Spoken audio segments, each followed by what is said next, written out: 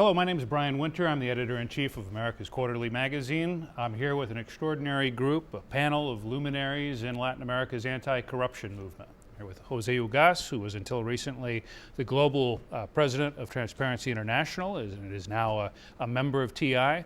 With Claudio González, who's the president and co-founder of Mexicanos contra la Corrupción y Impunidad, and also federal judge Sérgio Moro from Brazil.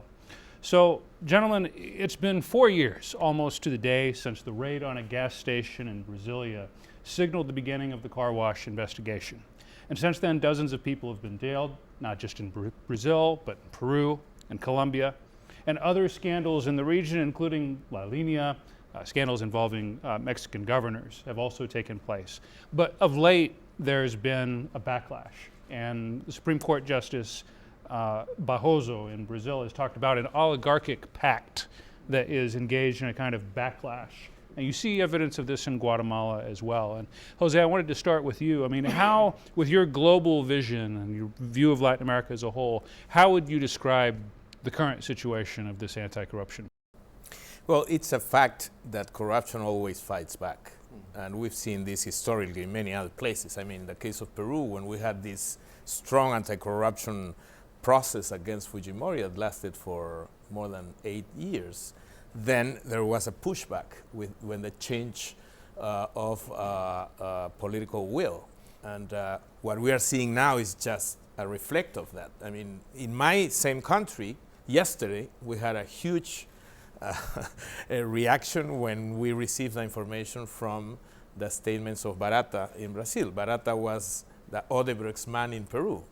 Now he made statements saying that they had paid more than $8.5 million to Kuczynski, the current president, to Alan Garcia, to Toledo, to the former mayor of Lima and former President Humala. I mean, all the political class was involved. Today, the first page of the newspaper in Peru said, all of them need to go.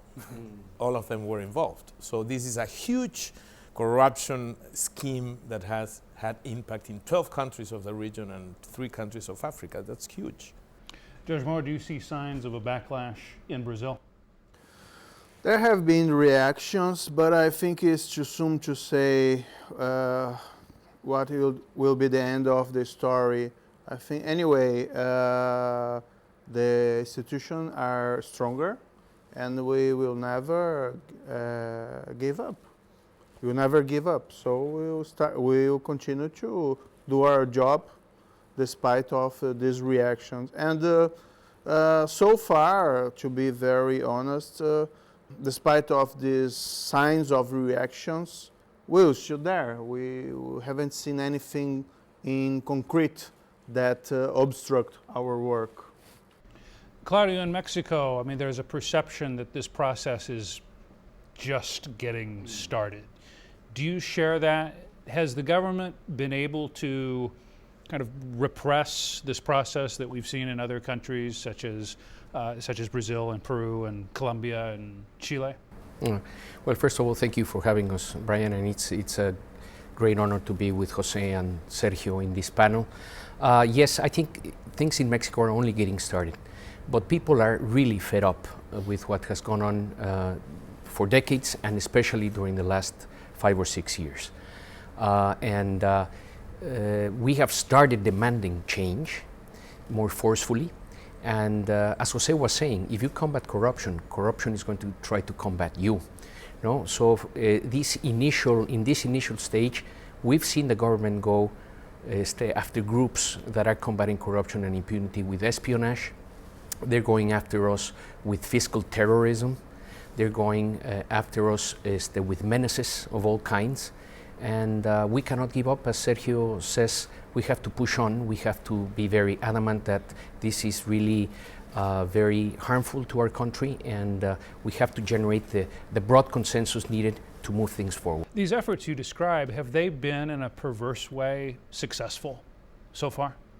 Well, not in our particular case, because we've done most of our best work in terms of applied research, of journalism, of communication, of litigation, after it was known through the New York Times, by the way, that there was espionage and that there was fiscal terrorism. So no, we've gone forward, I would say, with even more speed after these things have happened. And the fact that they have been highlighted in the international press gives us a little bit more of defense so that we can go forward with our work.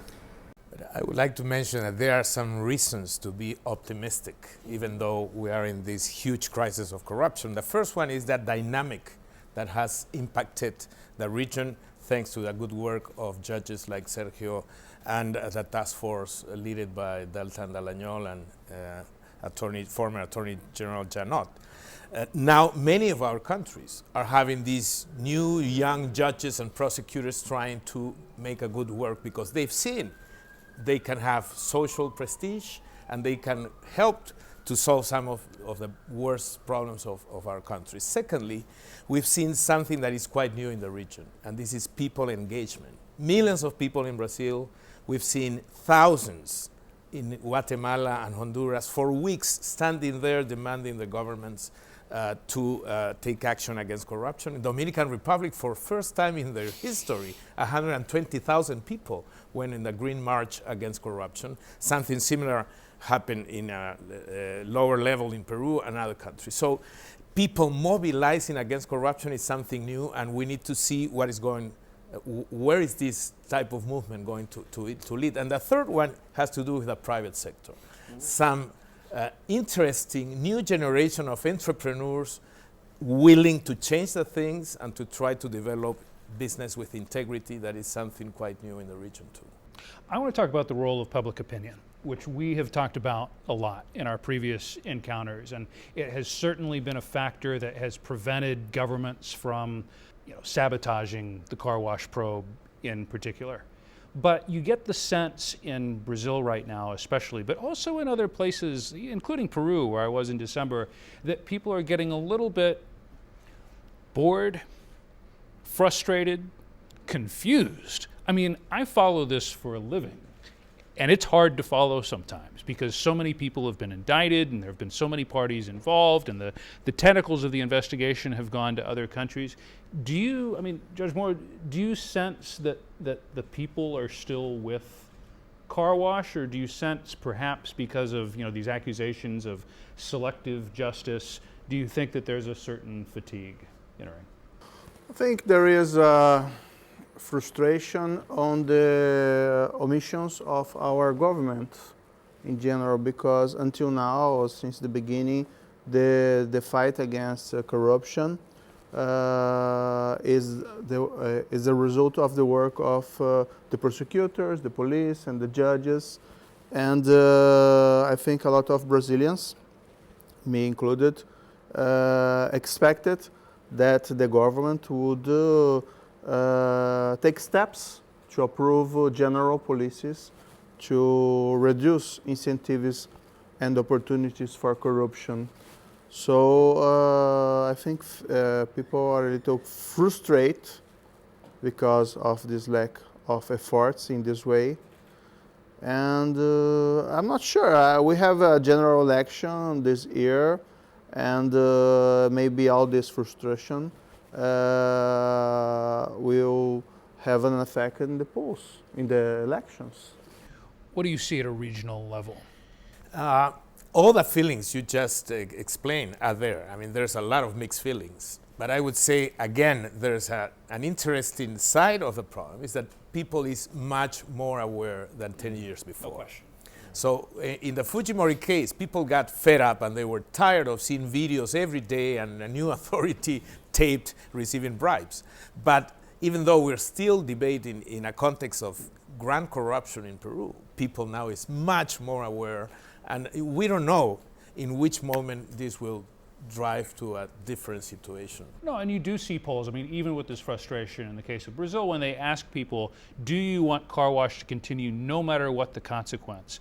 The percentage of people who respond yes to that question is still in the 90% range. I mean, it's still quite high. So there's clearly, despite all the economic suffering that has happened over the last couple of years, which some people associate with the probe. That's absolutely true. And I think that regionally talking, what Latin America is experiencing and what people is demonstrating is, as I said before, a new element in this fight against corruption, and we will see. It's too soon to arrive to a conclusion, I believe. I think we're also gaining momentum in Mexico in that respect. A little bit more freedom of the press, although that's still a problem in our country. Independent outlets like Mexicanos contra la Corrupción y la Impunidad that we're doing from the citizen side, investigative reporting on corruption has helped, I believe, a lot to bring denunciation to the table here on high corruption cases. And I think the internet has been very important, Twitter, Facebook, because these are so much more difficult to control. And that's where people vent their frustration regarding corruption. It's in this election year in Mexico, together with the security issues, the two most important issues. And the election is going to be decided on who people think is going to do the best job in terms of combating insecurity and also corruption and impunity. And I agree with Jose that little by little we're also starting to produce some results. No, there are the ex-governors of Veracruz and Quintana Roo and Tamaulipas and Sonora who have been jailed. This is something unique for Mexico, and they're not the first governors from those states that took as the money for electoral issues or just for personal benefit.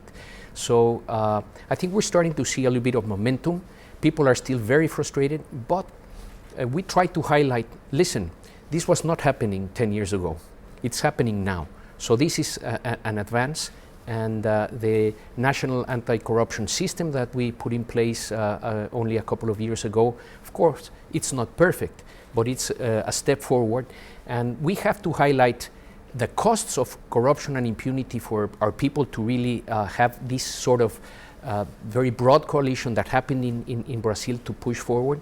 We still don't have it in Mexico, but we're working that way. And second, these initial results, because if you only denounce corruption and people see no results, they only get more frustrated. So we have to work very hard. And of course, this, we all know this is going to be a long run thing, and we're going to have to be very perseverant. But this is absolutely true. I think 3 weeks ago, former President Colom of Guatemala and 10 ministers were indicted and went to prison. Yesterday, the wife of former President Lobo in Honduras went to prison for taking $500,000. I mean, this is quite new. We haven't seen this in the region because impunity was the rule.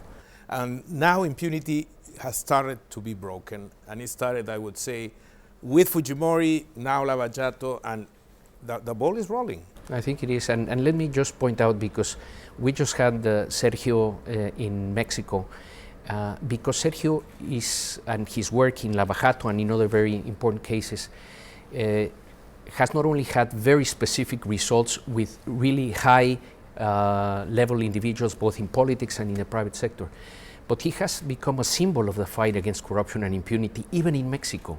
So there was huge interest to see what he's doing and the next steps we have to take in order to go that way in Mexico. Well, and one thing that you hear, you know, I'm a gringo, but I lived, in case you couldn't tell, but you know, I lived for 5 years most recently in Sao Paulo, and so I speak these days, my Spanish has sort of a light Portuñol inflection. And so when I go to Mexico, people tell me, they say, you know, what we really want in Mexico is a car wash. And I always say, are you sure? You know, do you know what that implies? Do you know that the political disruption and the economic pain that can bring in the short term? And they always say, yes. Now, then what I say is, look, the good news is that it's possible. The bad news is that it took 26 years between the Constitution of 1988, which made, you know, the independent Ministerio Público and other things, and the appearance of the Lava Jato probe.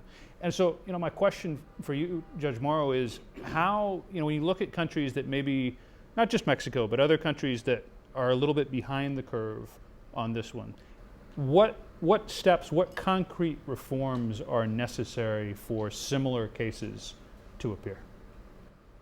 I think there's the preconditions that you need independent justice, you need independent prosecutors.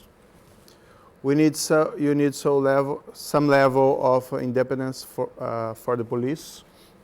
The police should not be just a branch of the government. I think these preconditions absolutely necessary. You need also a strong demand from your civil society and from the public opinion against corruption, because when you start this case against powerful politicians, I'm certainly, you have this in Mexico in the time of Fujimori prosecution. They're very powerful, and you need support so you could avoid any attempt of obstruction of justice. But let me say one thing that I think is important. It's important to break this rule of impunity. I think that if you break this rule of impunity, in time you will have less corruption. But you cannot dream that this will put an end on corruption. Corruption will keep happening. You have corruption here in the United States. God knows. But it seems, I'm an outsider observer, that you don't have so high levels of impunity as some countries in Latin America. So maybe in Brazil, one day people will be frustrated about car wash because some people think that it will be the end of corruption, and it will not. Okay? What you need from these lessons is to build stronger institutions, so you will need not in the future something like car wash. You will have these cases solved in ordinary ways by our institutions. I think this is important. Final question. The preconditions that he just listed in the region, how common are they? I mean, how much further is there still to go? I think there's still a good path to walk. Corruption in the region is historical, is systemic, and is structural. So we need to change structures. I mean, we cannot have the illusion to think that the situation of corruption in Latin America is going to be changed by the judiciary. The judges have to do their work, and the prosecutors too. But the real change, the change of structures, of cultures, of systems, has to be done on other side. Has to be done with policies, with leadership, with political will from the government, with the people reacting, with the private sector taking action on the way they invest and how do they do business. So the judicial part of the story is a marginal one. Of course, very relevant to end impunity and to show that whoever commits a crime will pay for that. But the real changes have to come from other side. Claudio, I mean, well, I looking think at Mexico. in Mexico's side, and we learned very much from Sergio's experience in the couple of days that he was during the week there in Mexico. But I agree with Jose. It's really complex, and it has many facets to it. But I think one critical step that Mexico has to take at this point in time is independence in prosecuting, because prosecuting in Mexico is completely politicized. And if you have that state of affairs, then it's very difficult to take cases to your judiciary, whether they are really good or not good. They are not receiving that information. And unfortunately, our Attorney General's office is under the mandate of the executive branch, and they pretty much only go for those who the regime thinks are their enemies, and they will always protect their cronies. And that's a shameful state of affairs. We're trying to change it. We have to change our constitutional, because I believe what these gentlemen have said, institutional building and incentives are the way to go.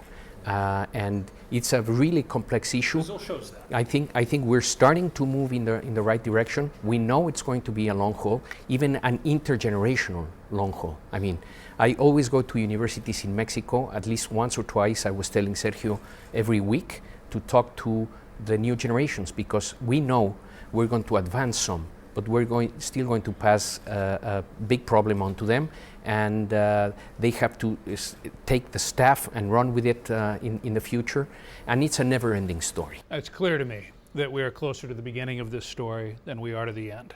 But this has been great, and thank you so much for joining us. Thank you, Brian. very much.